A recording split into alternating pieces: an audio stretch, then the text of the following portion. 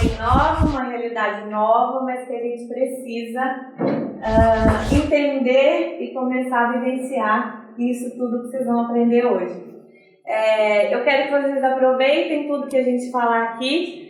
Não é um assunto que vai impactar só aqui dentro da empresa, só para o ideal, vocês vão conseguir levar isso para a vida pessoal de vocês, tá? A gente vai tratar aí de um mundo, de um universo que hoje em dia faz parte da nossa vida e não tem como a gente voltar atrás, tá bom? Quem tiver dúvida, quiser perguntar, fica à vontade. Bruna, não entendi, levanta a mão, como que nós vamos fazer com isso?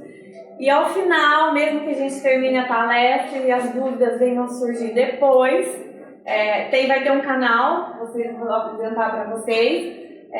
Jéssica, Michele, todo mundo tem o meu contato. Se quiser mandar dúvida, pergunta, fiquem à vontade, tá bom?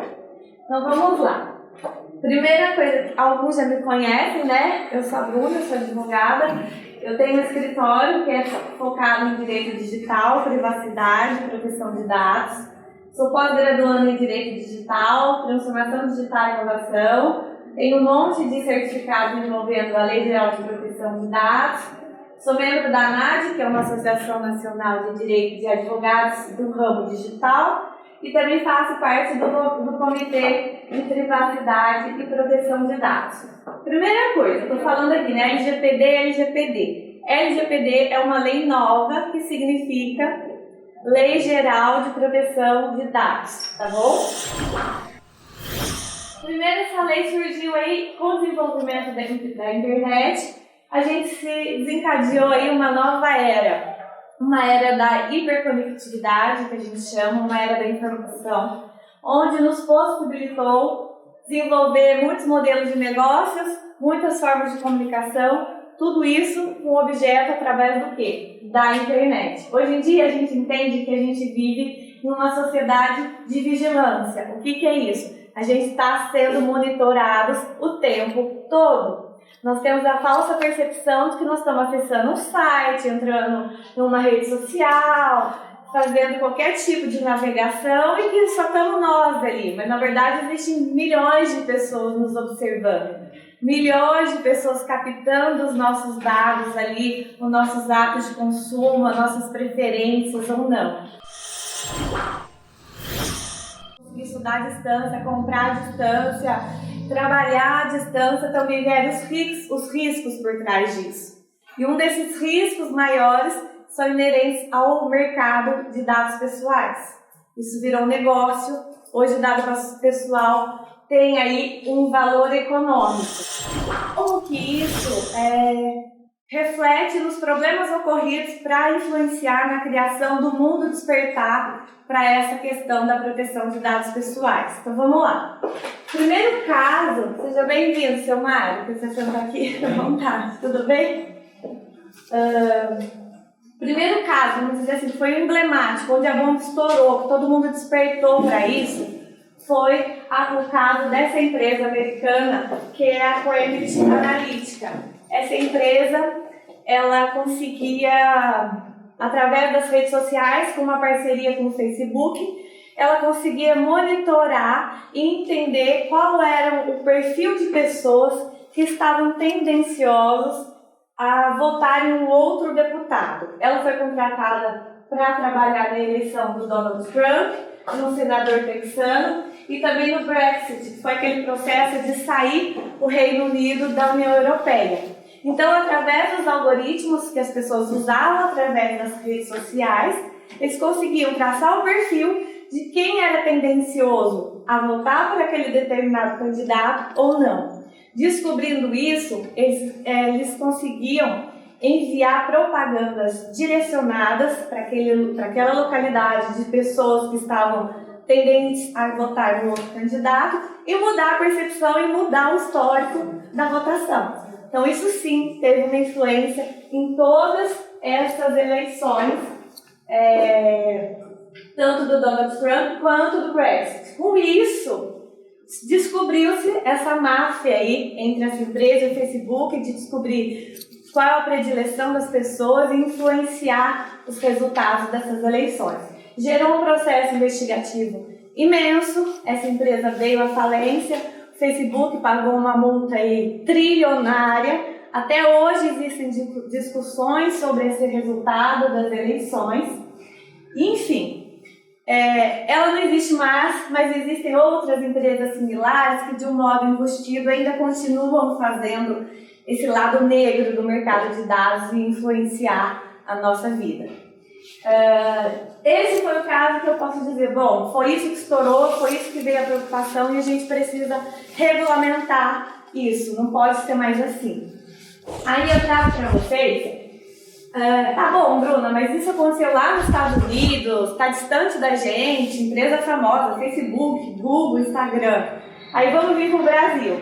Brasil, a Cyrela, para quem não sabe, é uma construtora famosa em São Paulo. Ela foi a primeira empresa a ser multada por conta da Lei Geral de Proteção de Dados. O que a Cyrela fazia?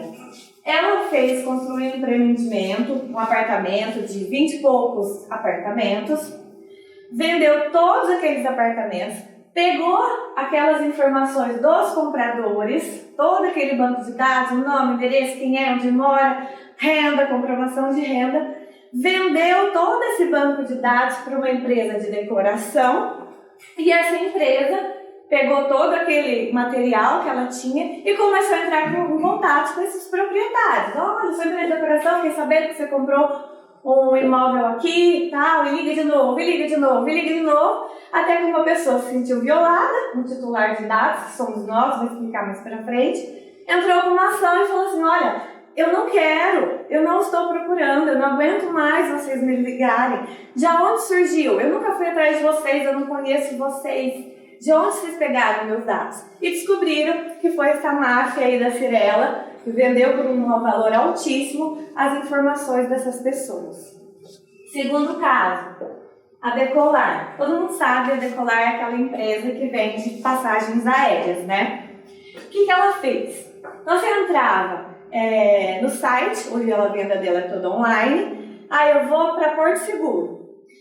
Entrava nesse site, quem morava, eles conseguiam avaliar pelos dados de geolocalização dos nossos celulares, quem morava em um bairro de classe média ou de classe baixa, o preço dessas passagens era um valor.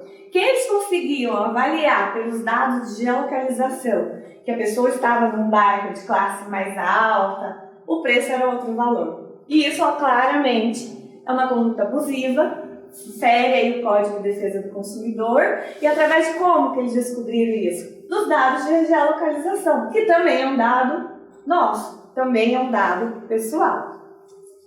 Aí, eu vou trazer um caso assim, menor, né? Ai, Bruna, de novo, Cyrela, Decolar, Uber, são empresas grandes, né? Esse caso que eu vou contar para vocês é de uma farmácia, a gente não pode divulgar a cidade, mas como se fosse Casa Branca, como se fosse Vargem, como se fosse Grama, de Nolândia, do mesmo porte. Uma adolescente entrou para comprar um pedido de pílula do dia seguinte, entrou na farmácia e apresentou o pedido. O funcionário que atendeu tirou uma foto desse pedido. Como a cidade é pequena, todo mundo conhece todo mundo, o cidadão mandou para os amigos, olha aqui, fulana de tal veio aqui e comprou a pílula do dia seguinte. E aquilo foi espalhando para a cidade, até que chegou no conhecimento da menina. A menina se sentiu ofendida, se sentiu exposta, se sentiu violada, procurou aí os meios judiciais, a mãe dela orientou, e eles entraram com uma ação judicial. Quem ganhou a ação? Ela ganhou a ação. Quem foi responsável pelo pagamento dessa indenização da menina? A farmácia. Mesmo sendo a culpa do funcionário. Obviamente que depois o estabelecimento pode mover uma ação de regresso contra o funcionário, mas até aí é o estabelecimento. Diagnóstico médico. Também foi uma empresa pequena que aconteceu esse fato. A gente também não pode divulgar o nome, mas foi um funcionário que ele fez um exame médico, um teste para descobrir se ele estava com HIV. E ele recebeu esse teste através da internet, hoje em dia a gente pega tudo do laboratório, né? E mandou imprimir o resultado desse teste dele em uma impressora corporativa. Antes dele chegar, chegou outra pessoa. e viu que ele tinha testado positivo para HIV. Isso espalhou, a notícia se espalhou, ele se sentiu violado, ele se sentiu exposto, virou aí uma pressão no próprio trabalho, enfim, alguns comportamentos de preconceito, e da mesma forma, o que ele fez? Entrou com ação judicial. E esse caso aqui que eu vou contar para vocês, também, Prefeitura de Divinolândia. Gente, por que prefeitura? Por que empresas? Por que a gente está aqui? Por que a gente precisa criar agora essa proteção? Porque o banco de dados que o seu Mário tem aqui no estabelecimento dele, das lojas, de funcionários, de clientes, é muito grande. É muita informação pessoal. Assim como que a administração pública. Ela, imagina, sabe tudo da nossa vida. Sabe onde você mora, sabe seu rendimento, seu IPTU, que você tem filhos, seu filho passou no posto, se não passou, se foi na educação, se não foi. Isso é um motivo extremamente atrativo para o mundo que a gente tem atrás da internet legal, da internet bacana, que a gente chama da Deep Web, onde todas essas informações valem muito dinheiro. Então, os ataques estão assim, não sei se vocês vêm acompanhando aí no Fantástico mesmo no domingo passado, contou uma matéria inteirinha sobre o roubo de informações, sobre ataque de hackers, e para vocês verem que não está distante da gente. Isso aconteceu em Divinolândia. Divinolândia precisou contratar uma empresa, pagou um valor altíssimo para recuperar os dados que eles tinham roubado. Eles entram no sistema, apagam tudo, é um sequestro digital. Liga e fala, eu quero X mil reais, senão você não vai recuperar seus dados aí. Por isso que é importante, cadê a Jéssica? Ai, gente, alinhar com a TI, o sistema de segurança, de banco de dados, a importância de backup, né, Jéssica? Que isso pode salvar muita coisa, porque isso é tendencioso, está crescendo assim de uma forma exponencial. E o último que eu vou contar para vocês também, que eu acho interessante para vocês entenderem a importância disso também na vida pessoal de vocês. Eu tenho um cliente também de Divinolândia, ele trabalha com TI, ele tem uma empresa de conserta computador, aparelho celular, também implanta sistemas operacionais, enfim. E um cidadão da cidade comprou um notebook no Magazine Luiza e chegou lá e falou, olha, deu problema no meu computador, eu vim aqui para trocar. O Magazine Luiza sabia um pouco da fama dessa pessoa nessa cidade e falou, eu vou ver mesmo se o seu aparelho está com defeito. Se tiver com defeito, a gente troca. E levou para esse meu cliente arrumar. Meu cliente foi lá, olhou e falou assim, não tem defeito nenhum. O aparelho tá 100%, o aparelho está ótimo. O que precisa fazer é formatar esse computador. E eles fizeram e entregaram para esse cara. Na semana seguinte da entrega, vazou o vídeo dele tendo relação sexual com a esposa. E ele alegou de onde saiu isso? Lá dos meninos que formataram o computador dele. O que aconteceu? Todo mundo para a delegacia, tudo bem? Entendeu? Até resolver, olha o problema que a gente tem, entendeu? Então, assim, a gente precisa entender que tudo isso, essa lei veio para tentar regular essas questões e proteger os nossos dados. Vídeo simples, rápido, para vocês terem noção aí do que é essa problemática de tudo isso que eu contei.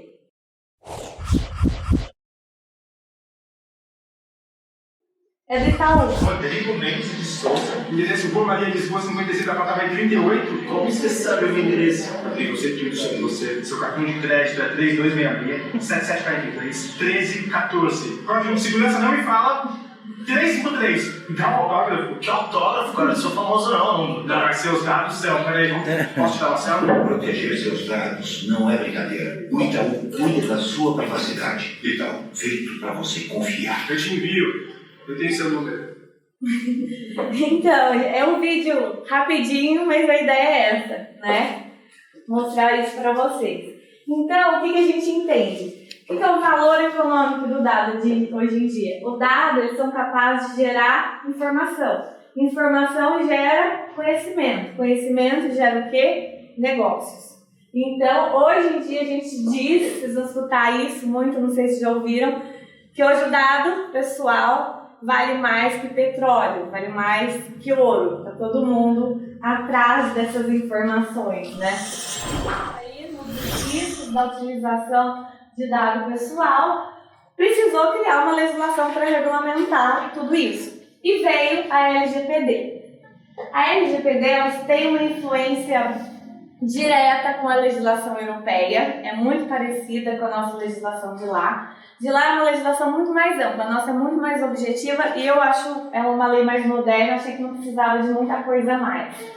Ela surge então para limitar os excessos e ilicitudes que permeiam aí o mercado dos dados pessoais, como eu disse, vem lá da Europa, e ela tem uma certa aproximação com o nosso Código de Defesa do Consumidor, uma vez que geralmente quando ocorre algum desses incidentes que eu contei para vocês, juntamente com o Código de Defesa do Consumidor, que eles são aí solucionados.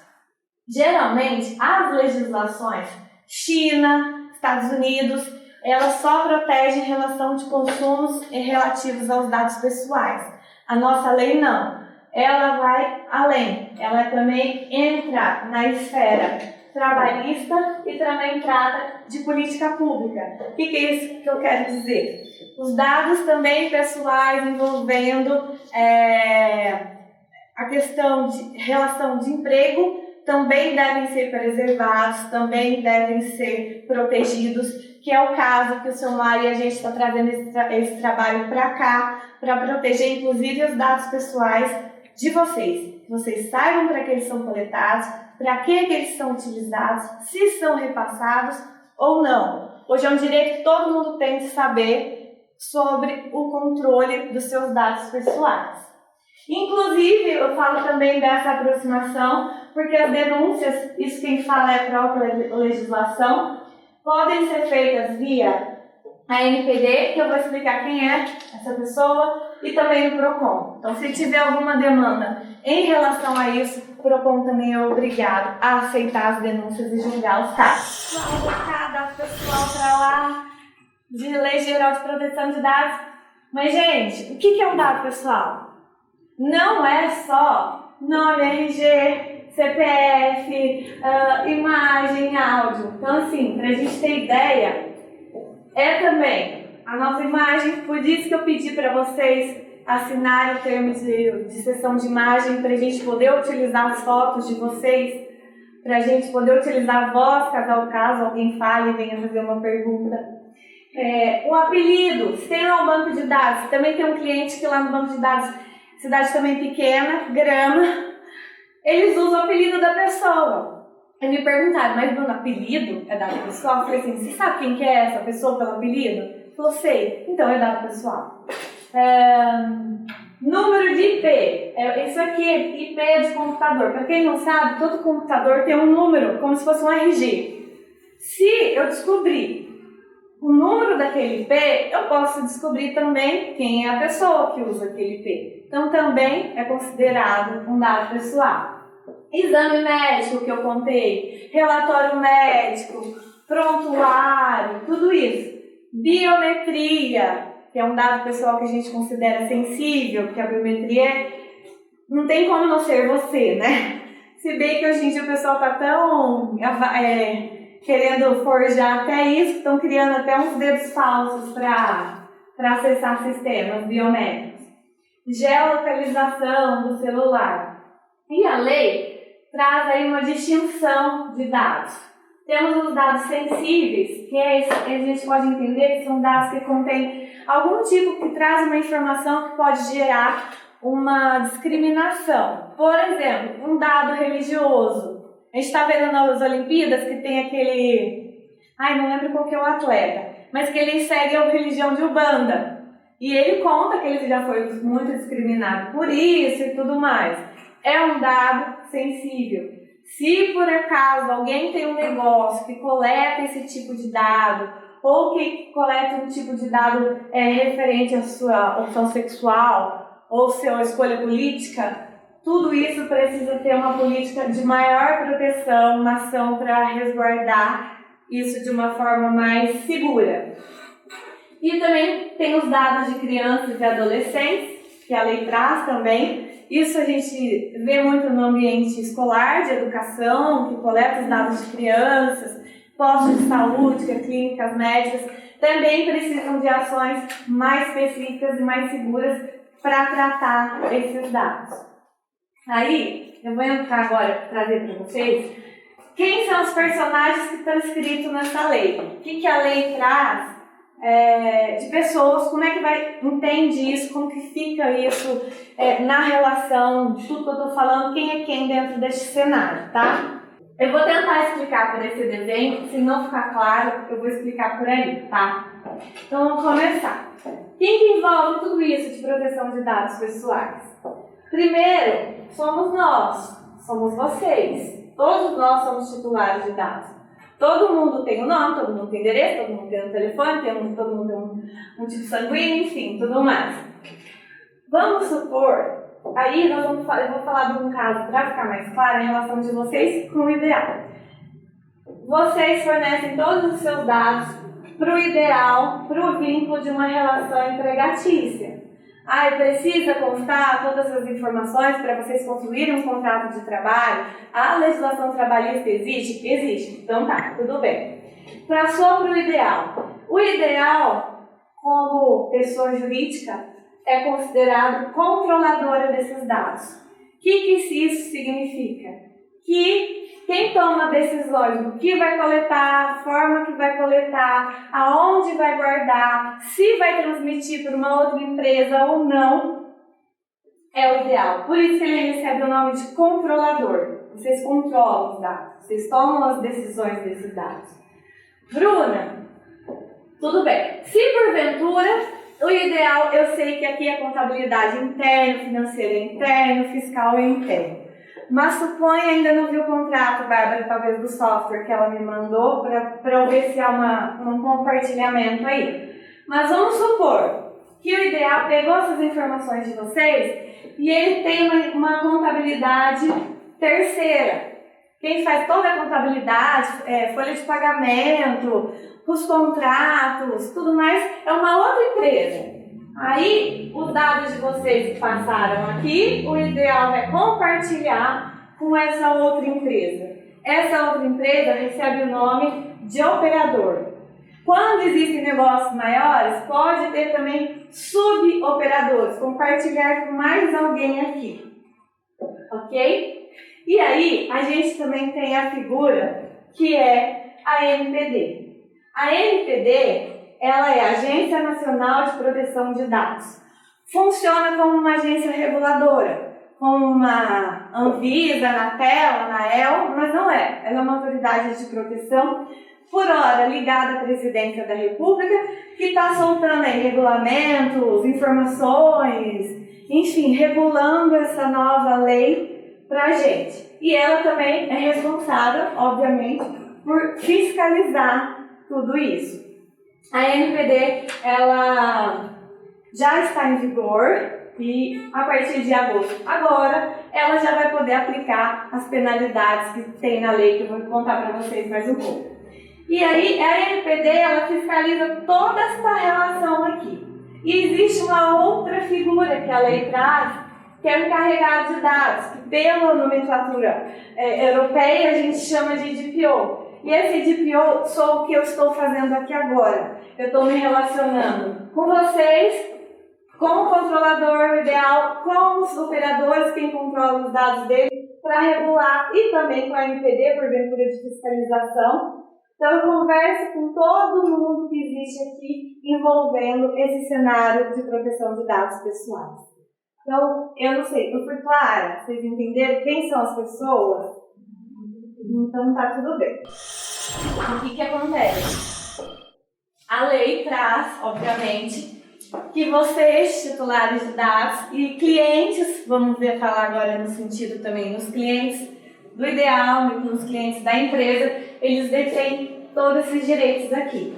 Eu vou explicar para vocês de uma forma rápida, sucinta. Se tiver dúvida, fica à vontade de me perguntar. Primeiro, confirmação da existência de tratamento. Então, vamos supor que chegue um cliente e pergunte assim: vocês coletam meus dados pessoais? Coletam. Ok, isso é um direito que ele tem. Só isso que você quer saber? Você coleta? Você coleta? Sim, tudo bem. Eu quero ter acesso a esses dados, eu quero saber o que você coleta, meu. Como que a gente vai fazer isso para mostrar? Peraí, ó, a gente pega isso aqui que é para o teu cadastro. 3. Correção dos dados.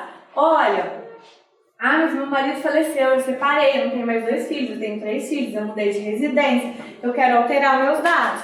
Obviamente, a gente tem que estar pronto para regularizar isso de forma imediata. Que é um direito do titular da gente transportar aí as nossas informações. Esse aqui que eles tinham falado, fala da anonimização. O que é anonimizar? É utilizar os seus dados pessoais para fins estatísticos. Eu não vou saber quem é a Michelle, eu não vou saber quem é o seu Mário, eu não sei quem é o André. Mas eles de alguma forma optaram por uma enquete, por exemplo. Vocês gostaram do produto novo tal? Sim. O fato de votar, a gente utiliza aquela informação, a gente utiliza aquele conhecimento, mas a gente não identifica quem é essa pessoa. E se a pessoa chegar, porventura, e falar, você pode utilizar o meu posicionamento, mas eu não quero que você saiba quem sou eu. Isso é anonimizar. Utiliza-se só para fins estatísticos, tá bom? Eliminação dos dados. Hoje é um direito, se a gente quer que mantenha lá na base de dados os seus dados pessoais, ou se você não quiser, falar, não quero mais, não tenho interesse. Por muitas vezes eu recebo muita mensagem de loja, de propaganda, de coisas que não fazem parte do meu hábito de consumo, que eu não tenho interesse nenhum. Primeira coisa, ligação. Olha, eu não quero, você pode por gentileza excluir meu nome do seu banco de dados, porque eu não tenho mais interesse nisso. Tudo bem? Informação sobre compartilhamento. Isso é o que eu expliquei aqui. Lembra que eu falei? Se o ideal, porventura, compartilhar os dados de vocês com uma empresa terceira e você quer saber com quem há esse compartilhamento, a gente também tem que informar com quem ele é compartilhado, para onde seus dados estão indo, tá? Isso também é direito. Informações? André, o 8 eu não consigo ler. Só porque eu fechei. E o 9, para a gente não perder tempo, revogação do consentimento. Em algumas ações, a gente vai precisar que o titular consinta para utilizar esses dados. Vou explicar isso um pouquinho na frente. Mas a pessoa pode chegar lá da mesma forma, vai pedir eliminação, falar assim, eu não concordo mais que você utilize. Os dados podem ficar aí, não precisam ser eliminados, mas eu não quero que vocês utilizem mais. Informação sobre a consequência do não consentimento. Suponha que chega um cliente e fala assim, olha, eu não vou deixar usar os meus dados pessoais aí para vocês, do ideal, então tudo bem, a gente não vai usar, nós vamos eliminar seus dados, só que você não vai entrar, por exemplo, em um programa de finalidade. Só que você não vai receber as promoções, você não vai ter como controlar.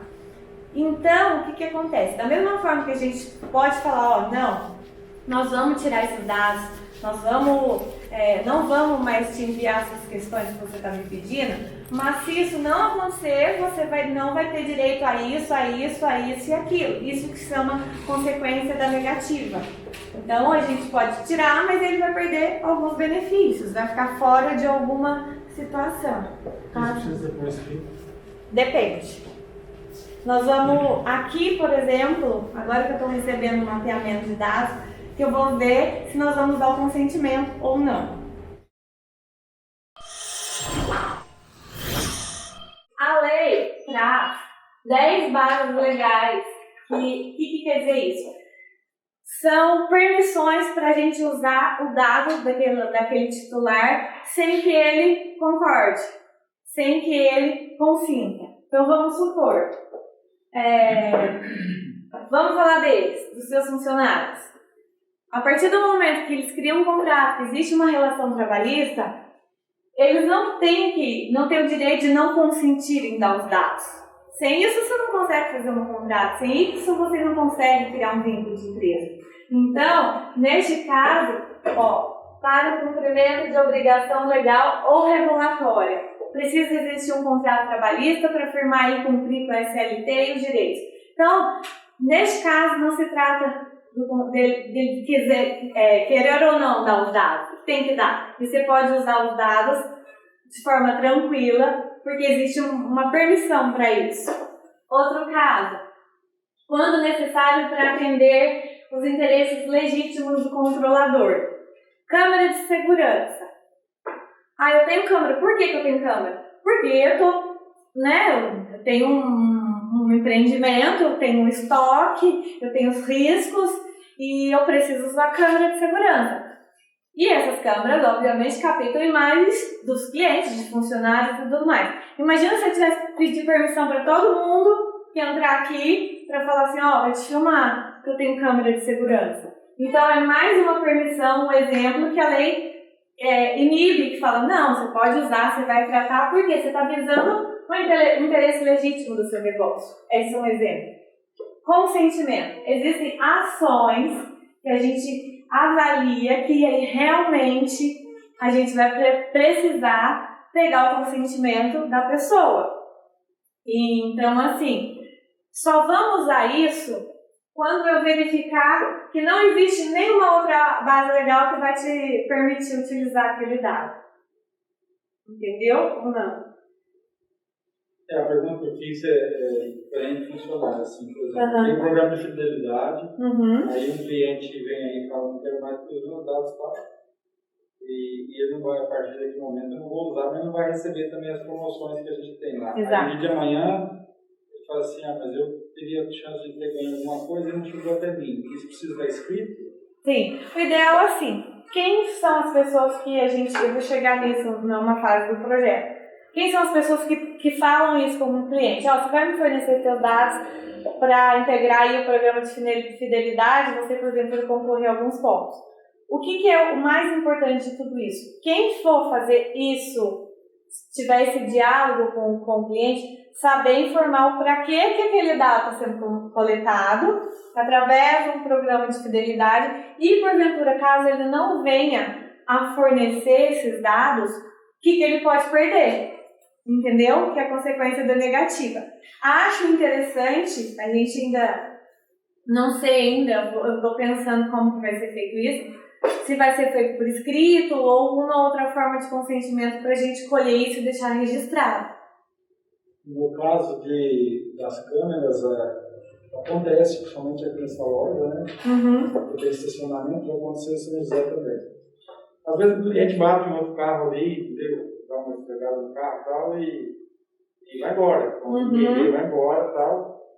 E aí a pessoa sofreu dano, que é as imagens. E a gente só libera mediante, ele vai ter que entrar, fazer um BO, ou entrar na justiça. E a justiça acionar. Na judicial a gente entrega as imagens, porque só para identificar quem é ou para ir atrás, a gente não tem fornecido. Está correto? Está correto. Geralmente, nesses casos, o que acontece é uma relação que vai além do seu negócio, né? Não seria uma relação do supermercado em si. É uma relação de outras partes que, por exemplo, o supermercado pode auxiliar. E existe alguma diferença, por exemplo, de estar no estacionamento ou na rua? Porque tem que pegar as duas situações. A rua é pública. A rua é pública. Mas aí a imagem continua do mesmo jeito. Continua. O que é a ideia disso? É que a pessoa saiba que tem câmera, entendeu? Aqui, por exemplo, se os colaboradores, o que a gente tem que mostrar? O que a lei fala? Vamos ser transparentes com a utilização das suas câmeras, onde elas ficam alocadas, onde elas não ficam. Mas, porventura, se acontecer algum episódio que não se relaciona com a sua empresa, mas que vão vir te pedir câmera, alguma coisa, ordem judicial, polícia, alguma coisa nesse sentido. Você não é obrigado a fornecer para uma pessoa qualquer, vou dizer assim, entendeu? Então, e aí a lei traz 10 permissões aí. E a gente vai vendo de acordo com a finalidade de cada departamento. O RH a gente vai colocar uma base legal, o contábil vai para uma outra base. Eu não vou falar das 10 aqui, a ideia é só que vocês entendam isso, que a gente não precisa ficar pedindo para usar dado. Tem situações que a lei, ela mesma fala, use, trate, colete, armazene, faça o que for, sem que a pessoa consinta, né? Um outro exemplo assim, bem rápido, no meu caso, sou advogada. Tem um acidente de trânsito e vão me procurar. Bruna, preciso entrar com uma ação de indenização, quebrou meu carro, o cara foi embora, fugiu. Eu não vou lá no cara e falar assim, por favor, eu sou advogada, eu vou te processar, você pode me passar seus dados? Não faz sentido, né? Então, existe essa base legal que é para atendimento de demandas judiciais, administrativas e arbitrárias. A ideia é que vocês saibam disso. E aí, seu Mário, no decorrer do processo, a gente vai identificar quais ações e aonde estão isso para a pessoa entender a permissão, a finalidade, por que coleta e se porventura no programa de fidelidade a gente explicar direitinho por que isso está sendo coletado, que é o problema das farmácias, né? Agora tá esse boom aí de farmácia, biometria, pede dado, não pede dado, vai para lá e vai para cá. Tudo por quê? Finalidade. Não sabem explicar por que aquilo está sendo coletado. E aí também a lei fala do término do tratamento, que hoje em dia a gente não pode mais ficar a vida inteira com um arquivo, a gente não pode mais ficar a vida inteira com um banco de dados eterno. Tem que haver um descarte em cima disso. Geralmente, quando que se acaba essa relação? Quando a finalidade é alcançada. Então, por exemplo, eu tenho um contrato de locação por 1 ano. Eu loquei, não vou alugar mais, acabou. Passou isso, acabou o meu tratamento. Fim do período do tratamento, por alguma outra situação, eu tenho aí, vamos falar da relação trabalhista, você quer armazenar por 5 anos, né? Contrato de funcionário, jornada, tal, tudo mais. Acabou esse período, já a lei é um dever que haja esse descarte. Comunicação do titular, como a gente viu em algumas situações que precisa do consentimento, ele pode falar, não quero mais, eliminem meus dados, também terminou o tratamento. E por determinação da NPD, que é aquele órgão que está controlando aí essas questões de proteção de dados. A gente precisa criar uma política de descarte. Eu já falei com a Silvia para a gente entender como que a gente poderia fazer aí um descarte de informações antigas que já passou o tempo de armazenamento, que precisam, em algumas situações são 5, outras são 10, outras são 15, mas tem que ter um descarte. E hoje em dia não é simplesmente entrar numa sala, pegar tudo e vou lá e vou botar fogo. Hoje em dia precisa ser um documento redigido, precisa ser filmado, por conta de toda essa problemática aí do mercado, do valor que tem os dados pessoais. E a gente está estudando, vamos falar com o senhor também para ver como que a gente pode administrar isso, tá? Sempre obedecendo as legislações específicas. Aqui fala da responsabilidade entre o controlador, que eu expliquei para vocês que a gente pode entender o ideal, e o operador, que a gente pode entender como uma contabilidade terceira. Responsabilidade perante o titular de dados é solidária entre os dois. O que isso significa? Que as duas figuras respondem, mas, todavia, apurando a culpa de um dos dois, de tendo algum incidente, obviamente que um deverá ressarcir o outro. Tratando algum assunto pessoal e isso vier a ser conhecido, não tem problema para a empresa. O que a gente não vai poder acessar é seu e-mail pessoal. Mas existem casos, tem um julgado no tribunal que uma moça ela tinha trocava uma relação íntima com, sei lá, um paquera dela, não sei o que era, e aí a empresa sofreu um ataque, precisou acessar e-mails, porque eles entraram através dos e-mails dos funcionários, e aí desvendou lá um caso amoroso da moça, falando de cenas explícitas e tudo mais, ela entrou na justiça. Aí o judiciário falou, não, se o seu e-mail fosse pessoal, eles não poderiam ter entrado. Agora, se o seu e-mail é corporativo, você não detém de direito de privacidade. Então, isso eu acho que é super importante a gente ter consciência, porque depois vão falar, mas entrou no meu e-mail, falava, não existe, ok? Seu e-mail pessoal, privacidade, seu e-mail corporativo, não tem. Outra coisa, o que acontece? As vítimas que mais acontecem, que tem assim, ataques, que recebem vírus, malwares, todas essas coisas aí, são as pessoas que não têm sistemas atualizados. Então, apareceu no celular, apareceu no computador, atualize seu iOS, atualize seu Android. Aí você fala, depois eu faço isso. É uma fragilidade. Porque quando o sistema é atualizado, ele geralmente vem com mais uma camada de segurança. Então façam isso, não deixem para depois.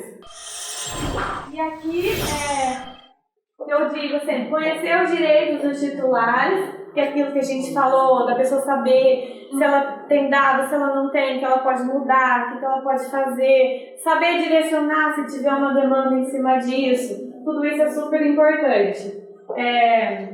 Utilizar antivírus, não sei como que é o sistema de vocês, mas Jéssica, sempre que tiver, incentive o pessoal, também pode ser uma blindagem aí de entrar, se vocês terem algum problema em cima disso. Aqui, como a gente está, né, no meio do programa de implementação, agora que eu estou conhecendo um pouco mais sobre cada setor, cada departamento, agora que vocês também têm a noção disso, me sugiram medidas. Bruno, e se a gente fizesse dessa forma?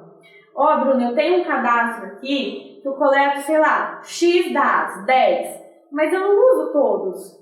O que você acha? Vamos eliminar esse e ficar como realmente precisa? Quanto menos dados, menos risco, né? Então, assim, o que eu quero trazer nesse ponto é vocês que lidam aí com a estrutura no dia a dia, que também entendam sobre isso e contribuam para a gente trazer essa proteção para o time, enfim, para a empresa de uma forma geral. A importância do backup, a Jéssica sabe, a gente fala muito nisso. Política da tela bloqueada e da mesa limpa. O que é isso, gente? Saiu da mesa, quem trabalha em computador, quem tem acesso ao banco de dados de vocês. Ai, Bruno, eu faço isso direto. Eu saio da mesa e vou ao banheiro, vou lá embaixo, faço isso com a minha tela aberta. Antes de sair, bloqueio. Agora, uma besteira pode causar um problema enorme. Mesa limpa. Eu entro na sala, tem um monte de gente. Ontem eu fui no escritório de um amigo meu, cheio de procuração. Eu olhei para ele, o que é isso aqui? Deixa eu esconder correndo, então você vai ver os dados dos meus clientes. O que é? Documento pessoal hoje tem que ter uma cautela. Não pode mais ir embora e deixar um monte de coisa em cima da mesa. Entendeu? Porque se tiver um problema, vão bater aqui. Então, assim, é uma cultura nova. É uma mudança aqui, de cultura. Não é só documento. Documento é o mínimo. Mas é mudança das nossas ações, dos nossos dias a dias, de entender tudo isso que eu estou falando. Não resume aqui. Mas vocês podem ter na vida de vocês um problema desse. Entendeu? Então, a gente tem que mudar a cabeça mesmo, né? A mentalidade. Vocês vão receber na apostila todo o guia de como identificar boletos falsos, como identificar um site de compra falso, como identificar golpe de financiamento, como identificar golpes nos celulares direto. Eu, pelo menos, tenho direto, aparece no meu telefone. Se o celular foi hackeado, clique aqui, que é o tal. Eu que trabalho com isso, já fico nervosa. Então, qual é a minha dica? Aconteceu isso? Reclamam lá agora que vocês vão ter a apostilinha. Leiam, que às vezes é uma ação tão simples. Você já tira o vírus, aquilo já acabou. E às vezes a gente entra nessa história, clica porque achar que vai roubar, que não sei o que vai apagar tudo. E é um golpe para você comprar um aplicativo, para você pagar não sei o que lá. Então, assim, tenham essa cultura em mente, não se desesperem se acontecer alguma coisa. No YouTube tem canais seguros explicando o que é o vírus, como é que vai ser feito, como vocês vão tirar isso dos seus aparelhos e tudo mais. Utilização de WhatsApp para trabalho. É quase impossível quem não faça isso hoje em dia. O que eu aconselho? Coloque o sistema de autenticação em 2 etapas. Tem também na apostila da Polícia Civil e tem também na cartilha. É super simples, lá tem direitinho o passo a passo. O que isso quer dizer? Quando você vai acessar, você não vai ter que botar uma vez só a senha, você vai colocar 2.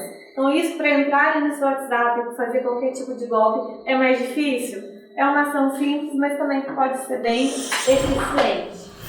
E aí, pessoal, eu termino aí, esse é o meu último slide, e eu trago para vocês a citação da ministra do nosso Superior Tribunal de Justiça, Eliana Calmon, que fala: o homem do século XXI tem como uma das maiores problemas a quebra da sua privacidade.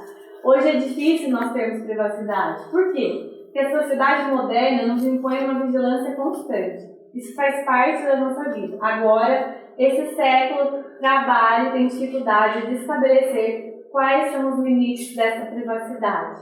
Até quando eu posso me manter com a privacidade sobre o meu agir, sobre os meus dados, e até quando eu passo a privacidade termina por prejudicar toda a coletividade. Aqui é o canal que a gente já criou, a Jéssica criou para mim, para tratar qualquer demanda que tenha em relação aos proteção de dados, a Lei Geral de Proteção de Dados. Então, dúvidas, esclarecimentos, sugestões, enfim, já pode mandar por esse e-mail que a gente já está utilizando, tá bom? E é isso, espero que vocês tenham gostado, espero que tenha sido útil, né, para essa realidade. E eu estou com vocês aqui, contem comigo se vocês precisarem, tá bom? Muito obrigada.